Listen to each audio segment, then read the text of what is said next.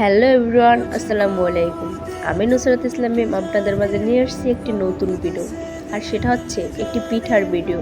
প্রথমে আমার আম্মু চাউলটা ভিজিয়ে রেখেছে, তারপর ভিজানোর পর সুন্দর করে বাটতেছে, আর বাটার পর তারপর চালে দিয়ে চালতেছে। আর কি পিঠা বানাচ্ছি সবাই ভিডিওটা স্কিপ না করে দেখতে থাকুন, তাইলেই বুঝতে পারবেন যে কি পিঠা বানাচ্ছি। আর যখন আমার আম্মু আটাটা সিদ্ধ করেছে তখন আমি ভিডিও করতে পারিনি। আটা কিভাবে সিদ্ধ করে সেটা আমি আরও কয়টা ভিডিওতে দেখাচ্ছি। এই ভিডিওতে দেখাতে পারিনি, তার জন্য আমি দুঃখিত। বাই দ্য ওয়ে, তারপর আমার আম্মু আটাটা সুন্দর করে মাছতেছে। আর হ্যাঁ, আমার বয়সটা কেমন হচ্ছে আমি নিজেও জানি না, কারণ আমি খুবই অসুস্থ।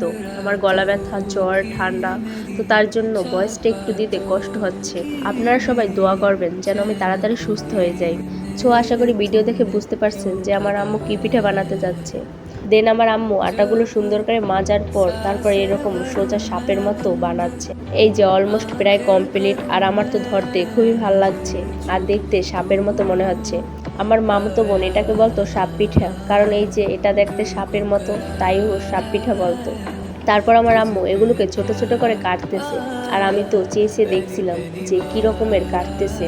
এত দ্রুতভাবে কাটতেছে, আমি তো দেখে অবাক যে এত দ্রুতভাবে কাটে কিভাবে। আসলে মায়েরা তো এরকমই, যে হাজার কষ্ট করলেও তাদের কাছে কোনো কষ্ট মনে হয় না, কারণ তার ছেলেমেয়েরা কিছু খেতে চাইলে সেই কাজটা যতই কঠিন হোক তার কাছে সহজ মনে হয়। সব মায়েরাই এরকম, যে সন্তানের জন্য সব কিছু করতে পারে। কথা বলতে বলতে এগুলো কাটা শেষ, আর আমার কাছে তো দেখতে খুবই ভালো লাগছে। আর হ্যাঁ, এগুলো কে কি পিঠা নামে চিনো অবশ্যই কমেন্ট করে জানাবা। আর আমরা চিনি চুই পিঠা নামে। আর এই পিঠাটা কার কার পছন্দ সেটাও কমেন্ট করে জানাবা।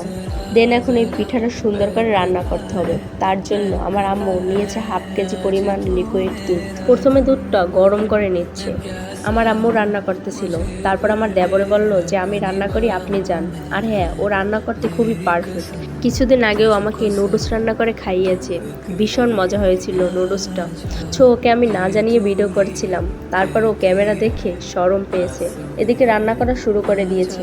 দুধ গরম হওয়ার পর তারপর পরিমাণ মতো লবণ দিয়ে তারপর পরিমাণ মতো তেজপাতা দিয়ে দিয়েছে। এটা হয়তো সবাই চিনেন। যাই হোক, তারপর পরিমাণ মতো লবঙ্গ দিয়ে দিল। আর হ্যাঁ, আমি ছাল এলাচ দিতে নিষেধ করেছি, কারণ এগুলোর ঘ্রাণ আমি একেবারেই সহ্য করতে পারি না, তার জন্য এগুলো দিতে আমি নিষেধ করে দিয়েছি। তারপরও পরিমাণ মতো চিনি দিয়ে দিল। আর আমার মতো কে কে ছাল এলাচের ঘ্রাণ সহ্য করতে পারেন না অবশ্যই কমেন্ট করে জানাবেন। আমি লবঙ্গ দিতেও নিষেধ করছিলাম, তারপরেও জোর করে দিয়ে দিচ্ছে। তারপর দিয়ে দিল পরিমাণ মতো সাগু। আর সাগু দিলে নাকি পিঠাটা অনেক ভালো হয়, পিঠাটা ঘন হয়, খেতেও স্বাদ হয়। আর আমার দেবরের হাতের রান্না তো অল দ্য বেস্ট, অনেক মজা হয় ওর রান্না করা। আপনারা না খেলে বুঝবেন না যে ওর রান্না কতটা স্বাদ হয়। কিছুক্ষণ চুলার ভিতর রাখার পর এই যে দেখেন ফাইনালি রান্না করা শেষ। আর দেখতেই তো ইয়াম্মি ইয়াম্মি, খেতে তো আরও মজা হবে। তারপর আমরা খাওয়ার জন্য নিয়ে নিলাম। এই যে দেখেন কত সুন্দর লাগছে দেখতে, আর খেতেও ভীষণ মজা হয়েছে। আর এদিকে তো আমার দেবরে খাওয়া শুরু করে দিয়েছে। ওর দিকে ক্যামেরা ধরেছি বলে ওর খাবারগুলো ডেকে রেখেছে, ও কাউকে দেখাতে দেবে না। ওর এইসব খুঁটিনাটি দুষ্টুমিগুলো আমার কাছে খুবই ভালো লাগে। এতক্ষণ ঢেকে রাখেছে, এখন আমাকে খাওয়াতে আসছে আবার। আজকের ভিডিওটা এই পর্যন্তই। ভিডিওটা কেমন হয়েছে অবশ্যই কমেন্ট করে জানাবেন। আর হ্যাঁ, এই পিঠাটা কার কার পছন্দ সেটাও কমেন্ট করে জানাবেন। দেখা হচ্ছে নতুন কোনো ভিডিওতে। সবাই ভালো থাকবেন, সুস্থ থাকবেন, আর আমার জন্য দোয়া করবেন। টাটা, বাই বাই, আল্লাহ হাফেজ।